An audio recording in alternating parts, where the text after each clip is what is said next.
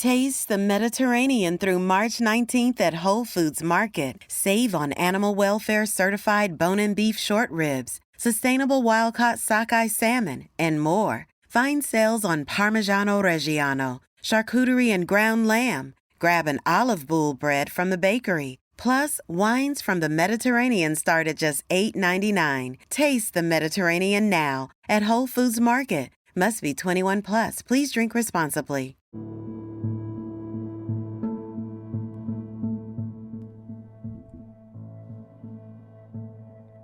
This podcast is made possible through donations from listeners like you and our partners at Goalie Ashwa Gummies. You can find them at goalie.com. Use promo code the Show Up Dad Foundation to get 10% off your order. Zenderance Active Wellness and Sports Nutrition. Their products are designed to maximize your health. At Zenderance, they strive to support and have a positive impact on the wellness of every hardworking dad. Use my code the Show Up Dad and get 10% off your next purchase. For more info, go to www.zenderance.com. Tall Man Equipment. Standing taller than the rest of the competition in lineman tools since 1952. Give them a follow at www.tallmanequipment.com. And last but not least, Adam Lane Smith. He is an attachment specialist who helps people to heal, connect, and build. Use my promo code SHOW, spelled SHOW, for a 50% discount on his attachment bootcamp course. Thank you.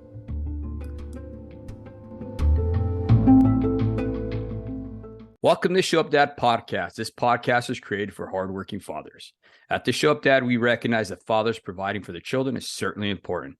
But when men truly understand their unique role and gain the knowledge and skills to be great fathers, they can transform and impact future generations. I want to welcome Kyle Carnohan. He is the founder of Superhuman Fathers, a community and program for men who desire to transform their lives in all areas of fatherhood. As a father of 5 and a husband for 20 years, Kyle's been through waves of stress, struggle, disappointment in his relationships with his kids and family. However, after making several key decisions in his life to be honest with himself about his actions, he started to see incredible change. Now his passion in life is helping other men do the same. And that's why I brought him onto this show. Welcome, brother. Absolute honor. Thank you for having me, man. Yeah, for sure. It was quick, man. It was like you heard about me, you reached out, and we were on here in like 3 days. Boom. That's how you do it. Absolutely. I don't mess around, man. That must be that lineman inside of me, man. I just see it and get it. You know what I mean? Yeah. My wife's always complimenting me on that. She's like, man, you have like no shame. You just go and do it, don't you? I was like, I don't even think. Sometimes I just do it. You know what I mean? I would say like that's like the most important aspect of a successful man is like, you don't think, you just do, man. It's like idea to action is like too many people just waiting for the right time, the perfect moment, gather enough information. You know? Nah, I'm the same way, man. Like, just go for it. Yeah, for sure. One of the things I constantly remember is a friend of mine told me done is better than perfect. Yeah, man. You know, so just get it done, man. And then you can, make your changes and adjustments and stuff like that, But Kyle, wanted to ask you, brother, if you can share with our audience about your relationship with your own father growing up. That's something I build our podcast with, because I want to see the dynamic that you had in your fatherhood and the way you grew up. So if you could share with our audience, that'd be awesome. Bro, this is like perfect timing, because I was creating a reel this morning on Instagram and just scrolling through my stuff, and I caught this video of me and my son at the beach.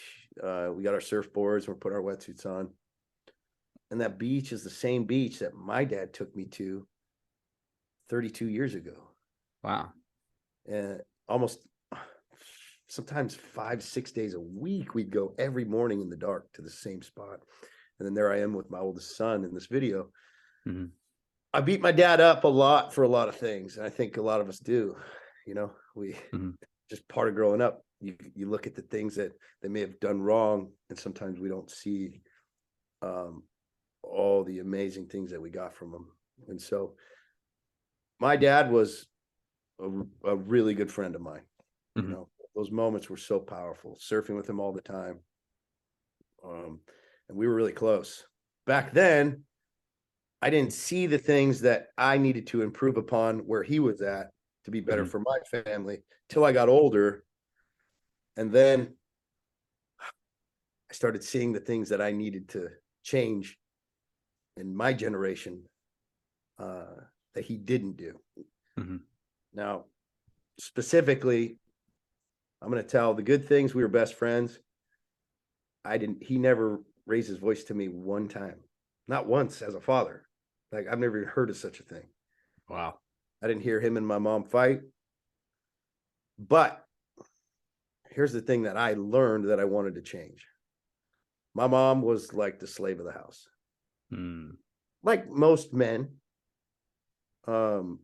in that generation and the generations before, like, you know, we work, we come home, sit on the chair, and wife cooks, cleans, does the dishes, takes care of the kids, changes the diapers.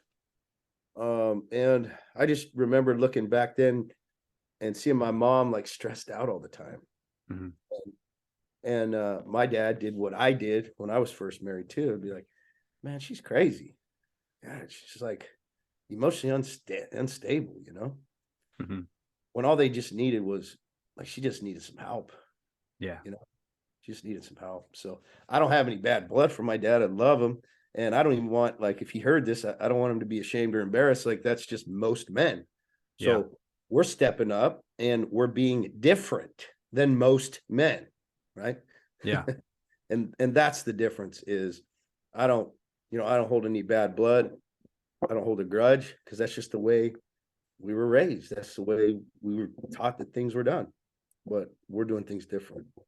I like that. I like that dynamic caused the change, you know, and I like to see that, you know, there's no bad blood. You don't blame him for anything, that you came to the realization that, man, he only gave you what he knew, what he was shown, you know, and we had a past guest, Adam Lane Smith, and he talked about attachment disorders. And one of the things he said is that men, you know, a lot of times he's had men come on and they're like, oh, I don't know why I'm screwed up. My parents were amazing to me. You know what I mean? I don't know why I'm having problems in my relationships, yada, yada. And one of the big things is that even though your parents were amazing or whatever, if they didn't know how to create those lasting bonds and attachments to certain people, right, they weren't going to show that to you. And I thought that was fascinating, dude, because I felt that in my own life, you know, not being able to attach or connect with other people, in a sense, avoidant with people if you got too close and stuff like that. You know what I mean? Yeah. This is the biggest problem I see with men across the board in my group is the inability to connect on a spiritual and emotional level with another human, especially your wife. You know, and so we call it getting weird. Yeah. Because it's very uncomfortable to look at your wife, take her by the hand, and like pour your heart out to her, which you really should do every day. Like, I was just telling my guys this morning, like, we've built new non-negotiables. In the beginning, it was workouts, wake up times, and nutrition. That was your base. You start that, life is going to go well. And it's true. You get that shit figured out, you're going to make a lot of changes in your life. You're going to feel good about yourself. You're going to start treating your family better. You're going to have more discipline. But what I found is I made a new base. And that base is every day send your wife some sort of love note, thank you note, either text, email, video, write it on a Post-it note, put it on a banana, whatever. But every single day she gets one of those. Every day. Like, guys listening, like, if you want to just completely fix your messed up marriage, see what I did there? I didn't use the F word. Yep. Training me already. Start with that. And then like for me, we do a date night every night. And I know you guys have heard this stuff, like, yeah, these are, you know, some ideas that maybe I could do. No, if you're not doing this, your marriage sucks. I'm telling you this. If you're not doing this, your marriage sucks. Your daily love notes and date night every Friday or whatever day, you plan at least half of them. And when you plan them, you go big. When I mean go big, I don't mean go crazy, but like the other night, I called ahead to the restaurant, nice restaurant, had them put roses and candles on the table, right? Stupid. So stupid. We don't care about that. I'm telling you, bro, like that blew her mind. Blew her mind. And just so you know who you're listening, like I got absolutely ravaged that night. Like coming from a wife that like never used to instigate. Yeah. Like this stuff is real. The love notes, the date nights planned by you. And then I tell my guys to get weird every day. Every day with your wife, get weird. Meaning like pick her up off the ground, spin her around, tell her you love her, look her in the eyes, maybe cry in front of her. Dude, like you have a lot of feelings built up in you. Like it's in there, but we just hold it back. Like if you truly expressed how appreciative and grateful, how much you love your wife and just break through that pride crust, you're going to break down and cry in front of your wife. That is like the greatest gift you can give her. Because a lot of the time she's like, I don't even know if this guy's is he a robot? Like, do you even have feelings? They just want to know that you feel. Anyway, these have been the things that I've learned working with my men over the last couple of years, because a lot of times they'll level up. I mean, they're making more money. They're getting absolutely shredded. They're getting confident. And they're like, babe, my life's going so well. I mean, look at this. And sometimes the wife's like, good for you. I'm still stuck here. Yep. I'm so glad life's going so well for you. Right? Yep. They get left behind. Sometimes I feel like I've caused divorces because I didn't start in the beginning right and be like, hey, your wife's got to come on this journey with you. So was that the catalyst for the shift from getting the man right fixed and then back to working the base with your wife incorporated and bringing her with you? Was that the catalyst? So our group started like the hook is fitness. Like all my apps are fitness. Like you're like, oh, this is a fitness business. And then once you look in deeper, I'm like, this ain't a fitness business, man. That's just one check off box. Like we simplify this stuff. I don't want you obsessing over it. I want it done in the morning and I want it checked off and done so that you can focus on your business, your job, or your family, or your skill sets, right? Yeah. The things that are important in life. But it's just the more I work with men, the more I'm realizing that the marriage is the base of everything good in your life, because we all do it for our woman. Everything we do is for our woman. You don't realize it, but deep down inside, look at every like movie that you love and every hero that like you see in any movie. Look at Braveheart. Look at Gladiator. Like, look, there's always a woman. Yep. The motivating factor behind these amazing, great things. And we get emotional. Like we can't lie about that when we watch those movies and we feel that connection. Like, what if you had that kind of connection with your wife all the time? You can't. Like, you truly can. It's just a matter of being aware. And just like losing fat or building muscle, you're like, oh, I got to show up to the gym every day. I got to hit those macros every day. Bro, send those love notes every day. Get weird every day. Take your wife on those date nights every week. It's the same thing. What it takes to build an epic $1 million business is the exact same effort and focus it takes to build a $1 million relationship with your wife. That's where people get messed up because they're like, it doesn't work. It's just my wife's all this and that. And it's like, how much effort have you put into this? Same with the body. Oh, genetically, I'm just big boned, and it's just, I'm just a bigger guy and I don't build muscle very easily. And it's like, well, when was the last time you took 2 years and never missed? What do you mean? Like, took 2 years and never missed your macros and never missed a workout and gave everything every time you did a workout. Man, I haven't ever even gone 2 days. Wow. You know what I mean? It's like, it takes consistent effort to build anything great. Anything. Yep. I agree with you 100%. That's the thing that we talk about more than anything is just being consistent. Little bites, little steps. How do you eat an elephant? One bite at a time, right? Yep. And then what do we do as men? We go, oh man, I've been lazy. I'm going to run a marathon. I'm going to go climb Mount Everest. I'm going to, nothing against 75 hard, because I think it's an excellent catalyst for getting your life together as long as you continue on. But a lot of guys are like, again, I got to get my life together. I'm going to do 75 hard. And then after 75 days, they just stop. Like they treat it like climbing a mountain or something when the whole purpose behind it is to get you to change your mindset and continue onward in that way. Right. I was like, if you do that, like start it with the idea that you'll never stop this way of living. Not specifically having to do every little detail of that program, but the mindset that you earn, the whole point of that program is to change the way you think, not to finish and be like, oh, good, I can go back to my old shitty ways, Yeah, for sure. I wanted to add something to that too, Kyle, because you're absolutely right. Even when we start dating our spouse, correct? We do all these things, right? And then we get the woman. Okay. And then all of a sudden those things stop. Okay. That consistency stops, right? Because why? We get comfortable. We already conquered that. We made it. And then that's where we're seeing issues in marriages. Okay. Because they feel that they don't have to do anything anymore. Women stop taking care of themselves. The men just whatever, they gain weight, they figure, I got a hot wife, I don't got to do anything, no more romance. One of the key things that I always say, and I heard it from a good friend of mine, is how you caught a thing is how you keep a thing. That's so cool. Don't stop. Yeah. And that's the same in anything, right? You build some epic business and you're like, cool, now I can relax and or your body. It's like, been grinding away at the gym and then you're like, you made it so you can stop. It's like, dude, you got to maintain that shit now. I wonder, is that because men are inherently lazy deep down inside, or they feel what causes that for men? I see that throughout the board. Yeah. It's just straight up complacency. And then complacency is when I get there, I will be happy, which is a complete lie.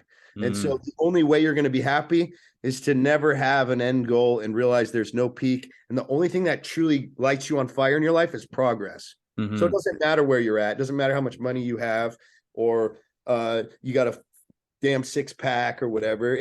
None of that matters if you just go, oh, cool, I made it. And then you sit in the mud and just chill.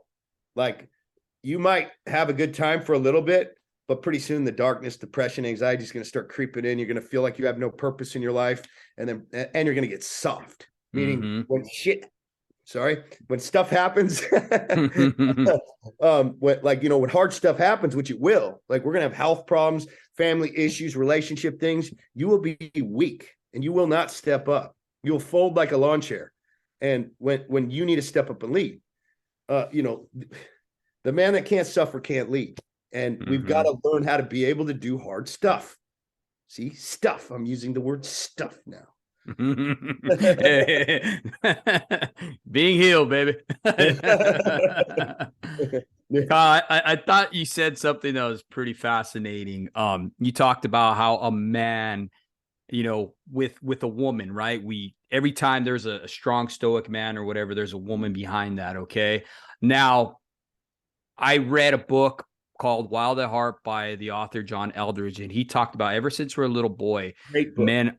Yeah, great book. And do you remember that part where he talks about how every young boy is looking to save a damsel in distress? And he goes on to talk about we have to have a challenge as boys. Yeah. And when we grow up to be men, we still need to have a challenge. We need to feel like we have something to solve, something to give. And when you don't do that, that's when you lose your purpose. And that's when you start feeling, hey, man, I'm not good enough. People don't like me, blah, blah, blah. You know what I mean? You start having all these issues with depression and stuff like that, So I thought that was pretty awesome that you said that. I think I just had an epiphany that I think that book, because I read that book a long time ago. Yeah. I haven't actually revisited that book.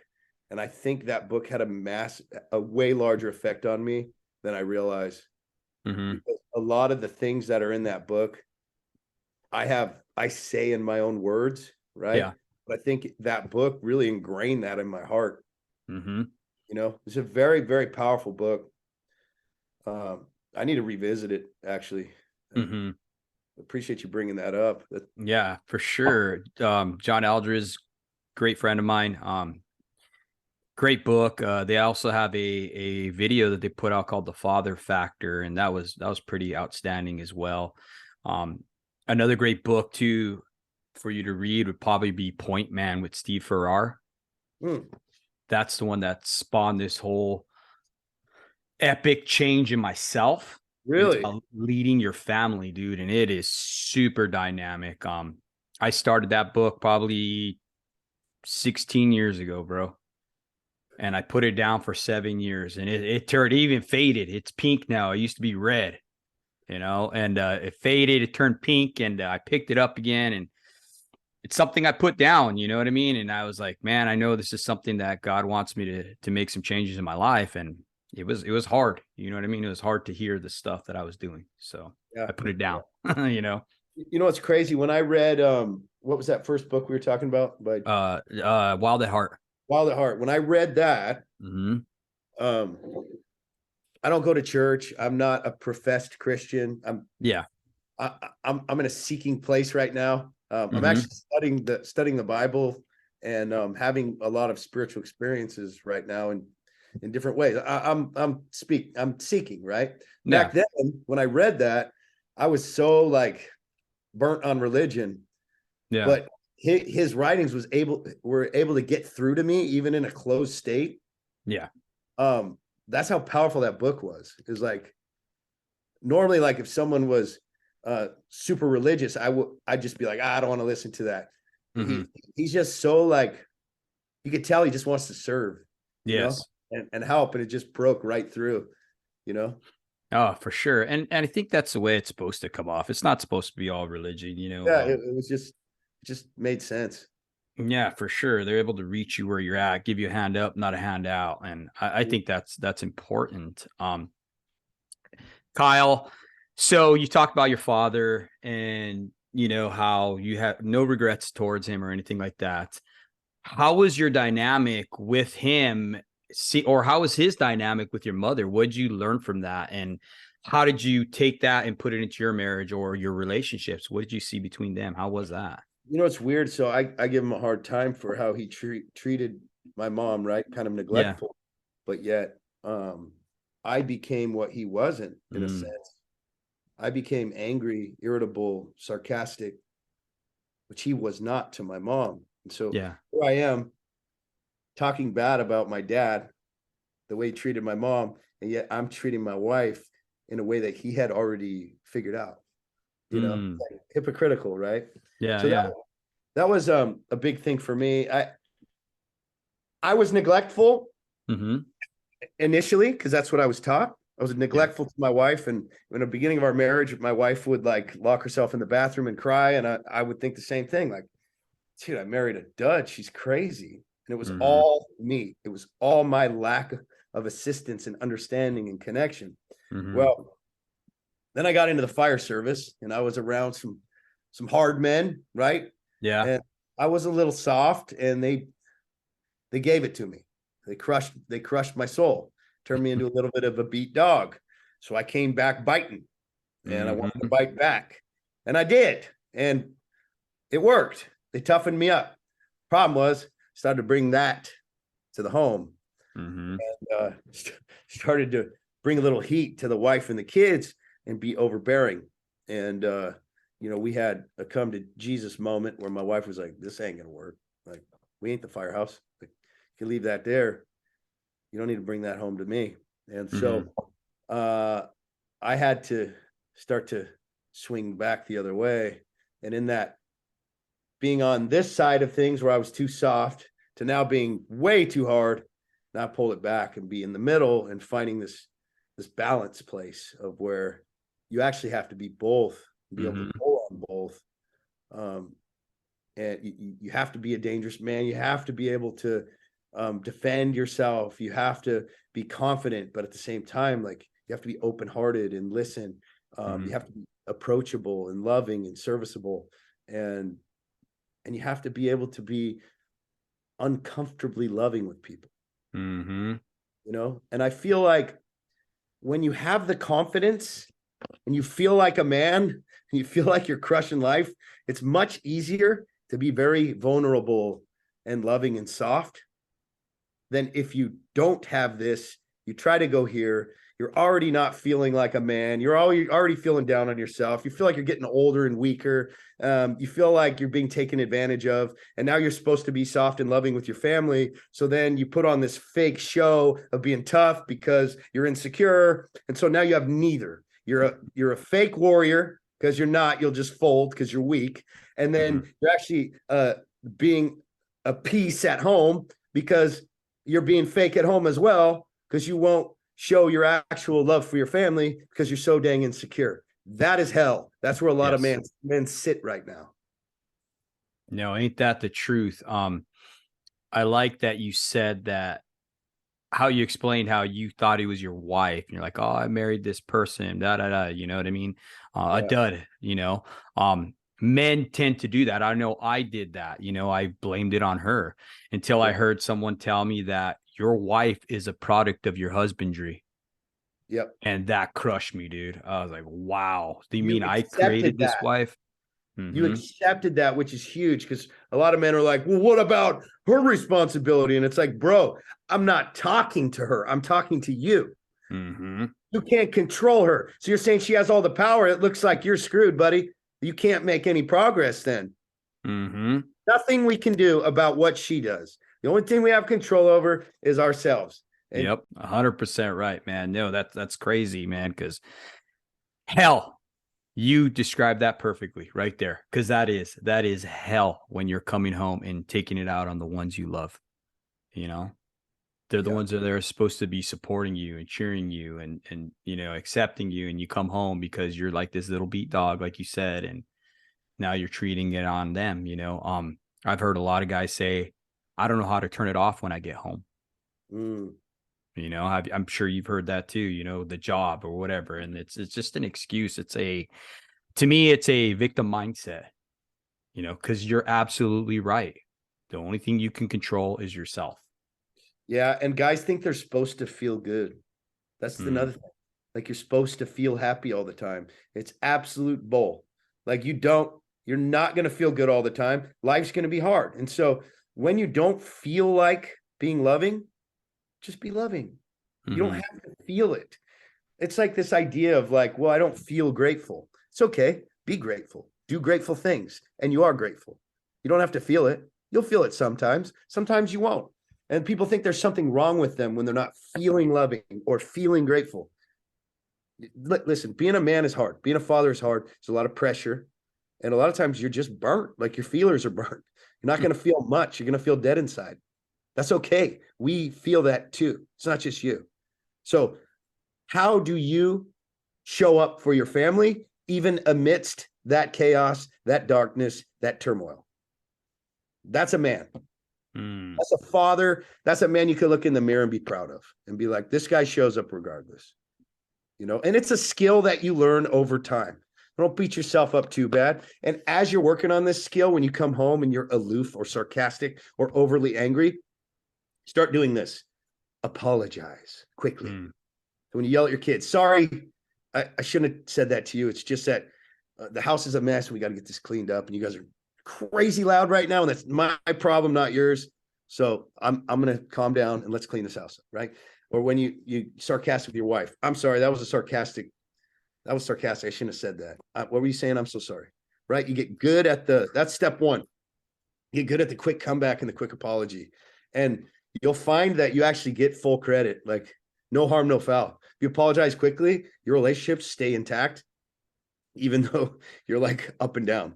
But it's when you dig your heels in after and there's time in between, you're going to create resentment. And that's where the problem happens. How do you recognize when you're in that place of resentment? You got to check in with you got to be fully aware at all times, man. Like, you you got to change the trigger in your mind. Like, you got to change your purpose of why you're on this planet. Right? Because we start thinking to ourselves, like, our purpose is to get up in the morning and go to work and make money and grow the bank account and invest. And it's like, that's the purpose of your life. Like, damn, might as well just die now. That's no purpose to live. Like, when you can change your story and your purpose to be, I am here to be an epic leader, an example for my family, and to raise amazing children that will be powerful leaders and examples themselves in this world. Like, things change. So how do you do that? You write about it, you journal about it, you think about it, you obsess about it, you read about it, you change the way you look at the world. And by doing so, you'll start to become more aware. And really, what do? You join a men's group that holds you accountable. Okay. Like, I mean, that's what I did. Mm-hmm. Now, oh, sorry. I didn't mean to interrupt got you. coaching, or you go to church and join a church group that like talks about this stuff and holds you accountable, where you have to report on how you did that week. Mm-hmm. No. So is that kind of like how you sparked the this community, the Superhuman Fathers? Is that how it all came about? Just I had Superhuman Fathers as an Instagram. I'm a fireman. I have Superhuman Fathers. I started it, hold myself accountable, because I was trying to get to the point where I was like, okay, like I want to be the best at being a dad, like the best, not just good. Like I want to be exceptional. And so I would go on there and report my days of how I did, treating my wife, treating my kids. And I started to get a very small following of guys that were doing the same. And we communicate back and forth how we were doing. In the meanwhile, I'm at the firehouse. I'm training a lot of guys on the fitness side in the firehouse, because guys would approach me and be like, hey, help me get ripped. Okay, cool. Put them on, get their numbers right, get their workouts, and I'd coach them. I even had an app set up where like I was doing this for free at the firehouse for years. Well, I had a coach that I was working with who was like, hey, why are you not doing this for these guys? And I was like, I already have a job. He's like, no, listen. He's like, okay, first of all, tell me about your retirement. I was like, I don't really know. He's like, you don't know your retirement. He's like, bro, you got to get your life together. That is unacceptable. Like that, you're not even a man. You're like a little boy. I was like, I hear you. So I go and check my retirement. I started late as a firefighter. Like I was at 57, I was going to get 60% of my retirement pay. And he's like, so that's what you're leaving your wife? That's how much you love her? That's it? That's all you're giving her? And I was like, just kick to my balls, man. I'm like, wow. Okay. And he's like, go on your Instagram and just put it out there to the world, see what happens. And I went on the Instagram, said, hey, I'm doing fitness training. And I'm going to create this group. And it was just like 30 guys signed up like right away. And it was off to the race. And we found very quickly that, my way of doing the body composition change. And if you haven't been on my Instagram, like our transformations are the best in the world. Like hands down, the fastest, the most aggressive, and the best in the world, because we're here and here. And we simplify it and we get it out of the way. It's not an obsession. Right? It's just, and it's for a greater purpose. It's like you tie great spiritual meaning to the things that you do. And then the things that were hard now are not hard because they're so founded in purpose that you can do anything and you'll follow through. So we make a story change, a mindset shift for our guys, and things mean more, right? Yes. So then what did we find in the group? We ain't talking about workouts and macros. We're talking about marriage and fatherhood and family and purpose and vision and discipline and what we see for the future for ourselves. How do we provide more hope for the people around us? How do we show up on fire in this world so that we can be a light for them, so that we can actually take away the excuses of the other men we come in contact with in the world and get them to change just with our very presence? That's a lot different than just getting abs. Yeah, no, for sure. It's that ripple effect, dropping that pebble into a pond, and then it just continues to flow outward, Yeah. And that's cool because you're changing hearts and minds, right? Yeah, that's it, man.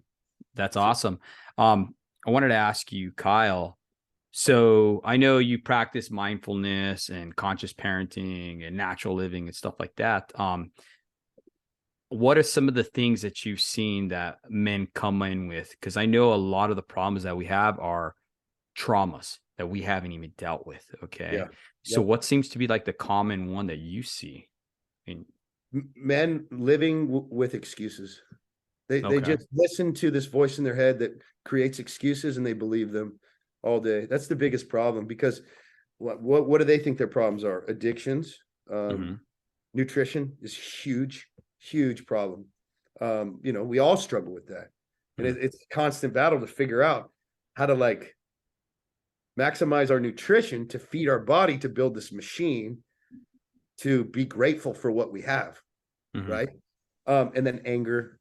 But it's all connected, because if you have excuses and you're not following through with your conscience or God's voice pulling you to become, and you're not listening because of whatever you want to call it, resistance, the devil, whatever, speaking these whispers of reasons why to quit, why to not follow through.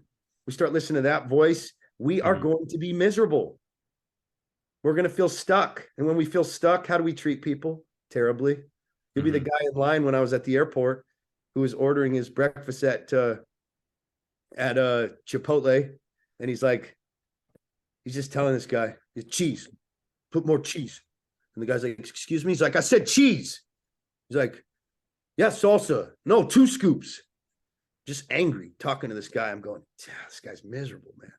Oh, God, he's miserable. You know, he's probably like 80 pounds overweight, and just that stuff hurts me, man. Like, because I could just see the pain in this man, and I'm like, so, you know, I start talking to him and trying to bring a little light into his life, try to just lighten the moment.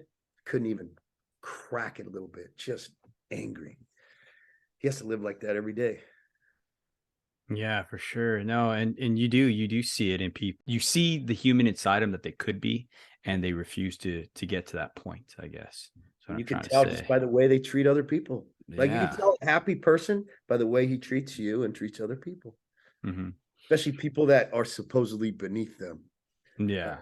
A very, very happy, loving person who just has a full life will treat those people with such respect, and actually like be curious about them, because they see them as a human, as a soul, as just valuable because they are, you know.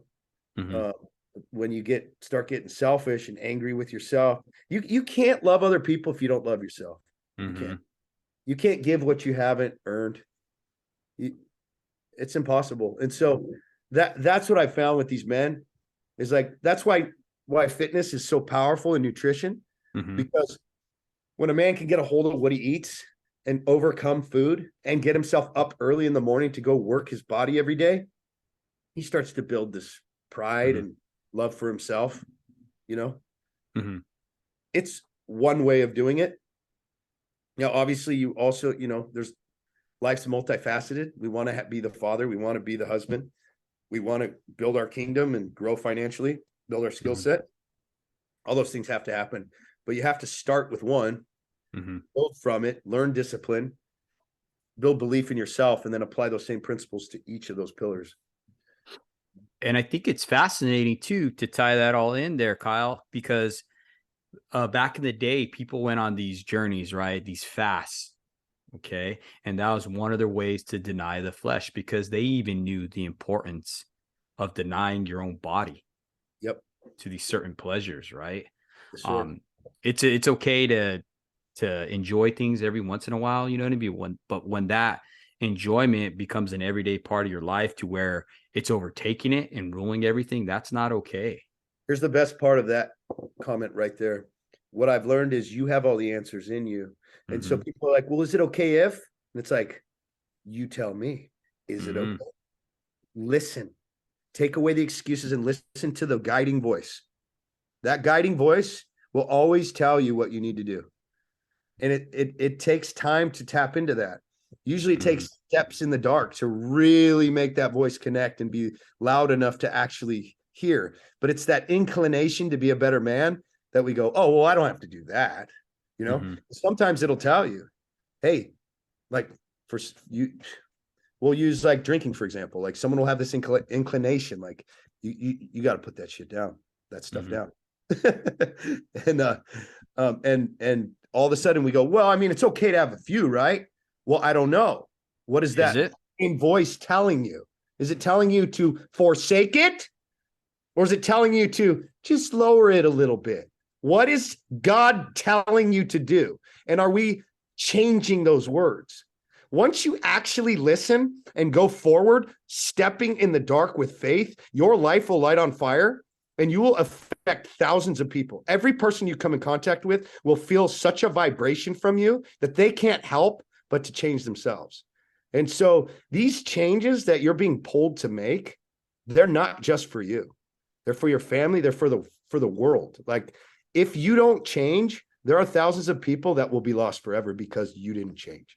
And so that's what I would tell people is you're all on your own journey. You can hear yourself. You have the answers within you. Just let it speak and take action. What I found, Kyle, for myself and, other people I talk to is that for me, like you said, get in the dark. I actually do that. Like I will turn off social media, everything, and I'll go and I'll sit there and quiet myself. That way I can actually hear that inner voice and what it's saying. Because it's there. It's always there, waiting for you to give it that opportunity to be able to hear it and respond to it. Yeah. Yeah. What if all men just listened?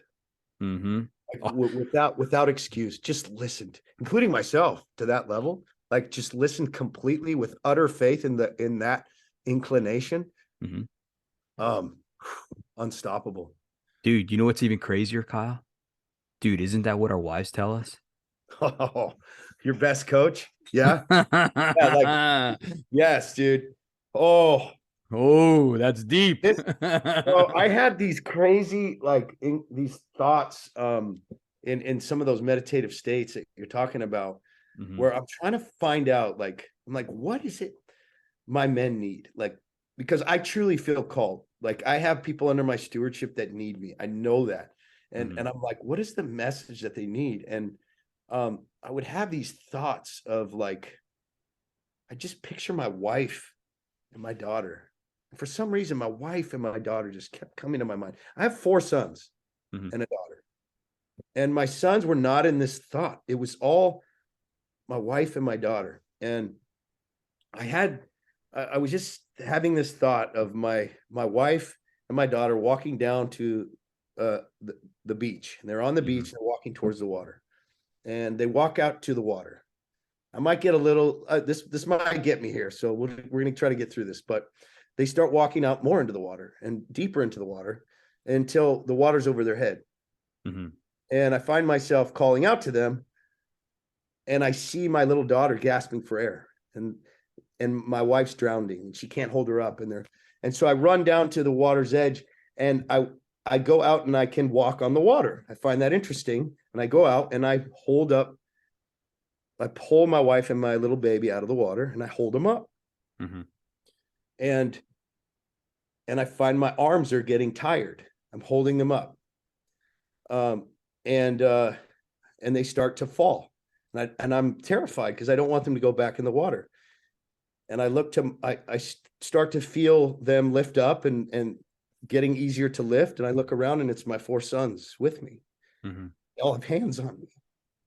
And they're holding my arms up to hold my wife, my little baby out of the water. And I kind of came out of this thought, and I thought, what does that mean? What is that?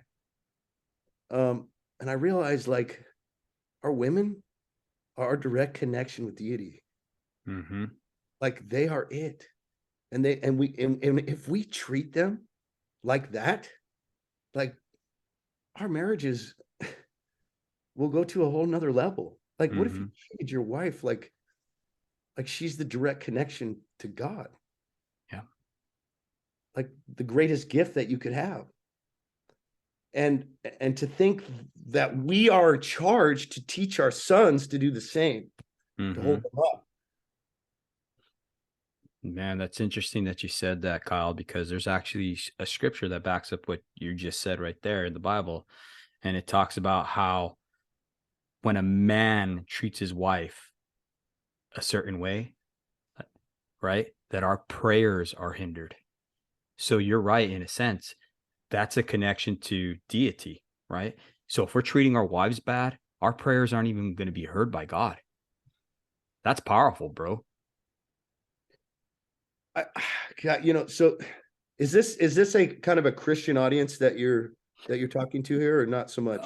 Not so much, but I figured this might be the only church they ever hear. I am a pastor, so yeah, and I'm in a strange place because I'm getting these inclinations, these answers, but yet and I'm pulled towards the story of Jesus so much because of his sacrifice.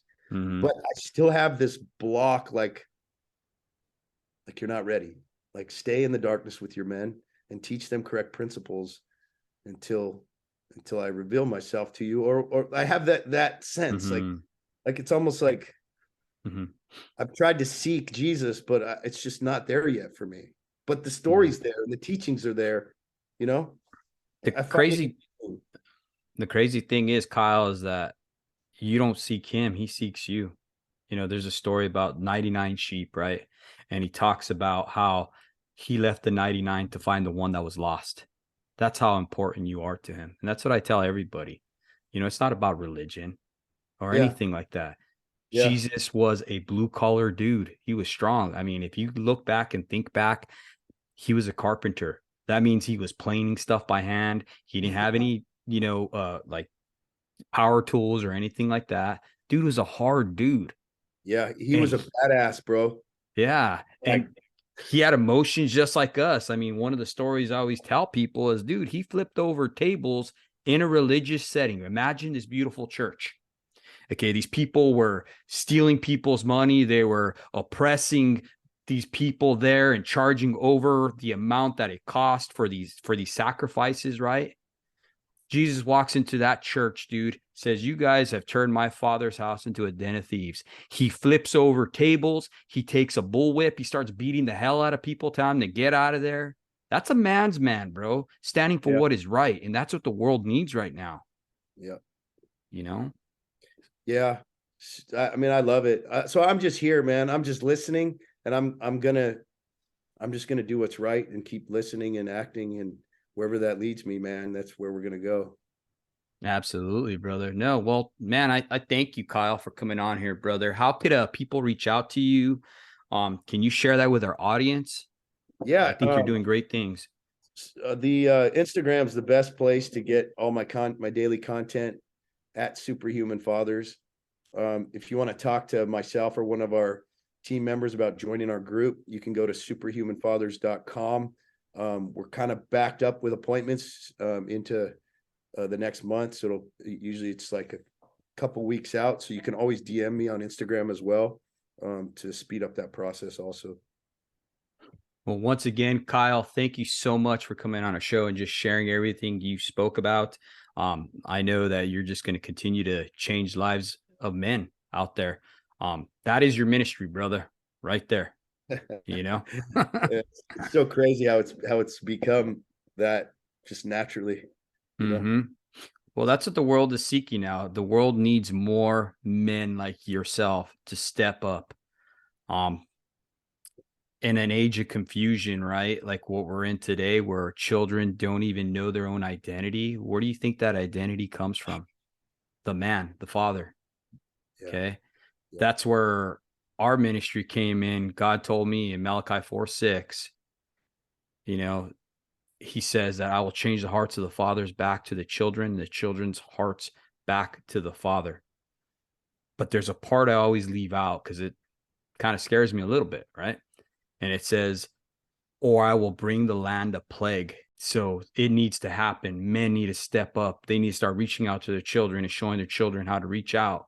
You know what I mean? Children need to start reaching back out to their fathers and healing, right? Because father trauma is bad, bro. I mean, I don't know how many men I've had that came on this show and they've had issues with their father. Even if their dad is a good dad, it was something their dad didn't do for them. It was that disconnection. They say that the curse of fatherhood, right, is distance. Why are so many men distant? Yeah. Could it be they don't feel good about themselves? Could it be that they hate their lot in life? Whatever it may be, right? So that's what we're here for. And once again, Kyle, thank you so much for coming on here, brother. It's been a pleasure, and we'll be talking to you soon, brother. What an elevating conversation. Thank you. Absolutely, brother. God bless.